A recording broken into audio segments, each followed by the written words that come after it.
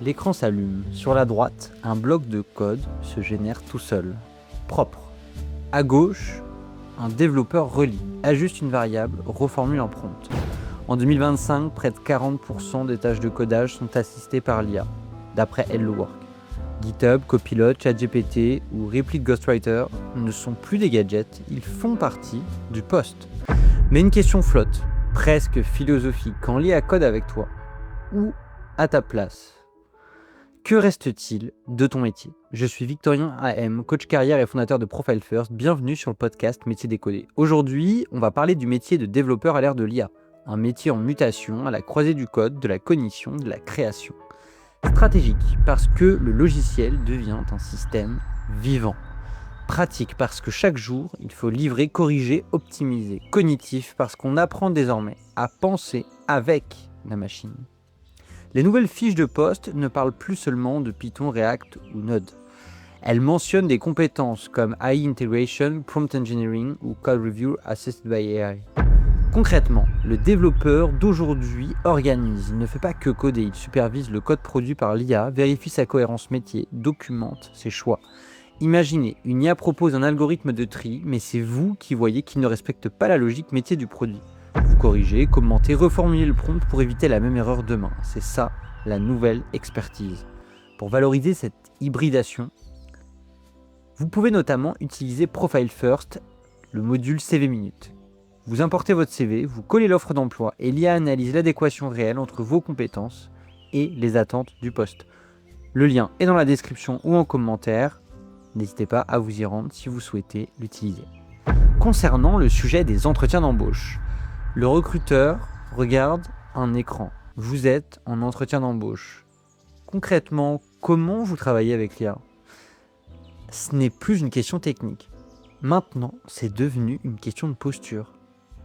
La question n'est plus vous avez l'expertise, vous devez absolument le faire. La question c'est très bien, vous avez l'expertise, c'est une chose, mais comment est-ce que vous appréhendez d'utiliser justement vos connaissances par rapport à un problème X ou Y ?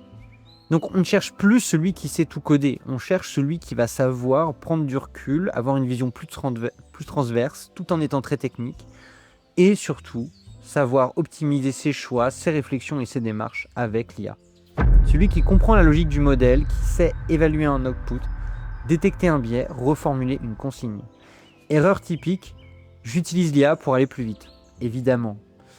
Ce qu'on attend, c'est je l'utilise pour tester des approches, documenter le code et libérer du temps de conception. Le développeur devient un copilote du code.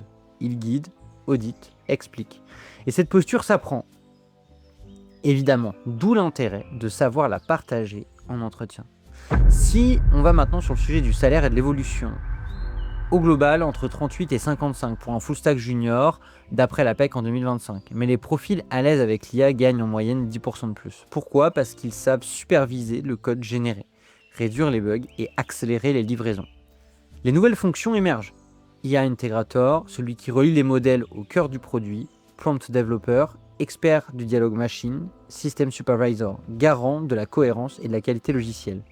Évidemment, tous ces postes, aujourd'hui on ne les voit pas en France, mais en tout cas, c'est évidemment des interrogations qu'on peut avoir. Bon, pour sortir ça, j'ai demandé à l'IA et justement, je serais très curieux de voir comment vont naître ces métiers qui vont être ultra spécialisés sur l'IA.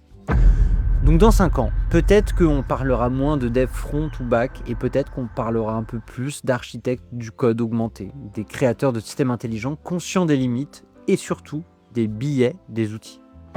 Sur le sujet de la posture mentale, la cognition, le vrai tournant, évidemment, il est mental.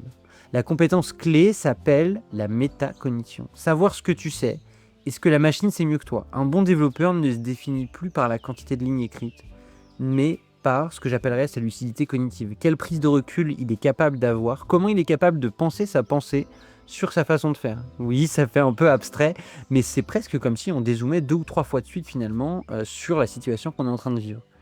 Et c'est ça qui va permettre de pouvoir prendre d'autres chemins, de pouvoir penser les choses différemment et peut-être de prendre le problème par bout différent finalement. Peut-être que c'est une façon finalement de pouvoir dérouler la pelote de laine en tirant sur un fil qu'on n'avait pas tendance à voir sans l'IA par le passé parce que justement ça demandait beaucoup trop d'efforts. Mais maintenant qu'on peut déléguer une partie de cet effort, c'est une vraie question qui peut se poser. Travailler avec l'IA, Est-ce que ce n'est pas finalement accepter une forme d'humilité technique, reconnaître que certaines tâches sont mieux gérées par le modèle pour se concentrer sur sa propre énergie et la mettre là où c'est vraiment important, conception, stratégie, vision produit. C'est aussi une question d'équilibre, curiosité sans dépendance, rigueur sans rigidité. Demain, le développeur ne sera probablement pas remplacé. En tout cas, moi, ça me surprendrait. Mais on peut surtout dire que la tendance, elle est plutôt dans le fait que les développeurs sont amplifiés en fait, avec les IA. Et que donc finalement, comme ça augmente leur puissance, eh bien peut-être que effectivement, il y aurait potentiellement un impact sur le fait qu'il y ait moins de développeurs. En tout cas, c'est des questions qui sont en suspens. Pour l'instant, c'est trop tôt pour le dire. Coder avec l'IA, finalement, c'est devenir l'auteur d'un système qui apprend avec toi, réellement. Surtout quand on a l'habitude de travailler avec la même IA. Un système où la créativité humaine et la logique machine vont co-construire ensemble. J'espère que vous avez trouvé ce que vous cherchiez dans ce podcast. Je vous souhaite une très belle journée et à très bientôt pour un nouvel épisode.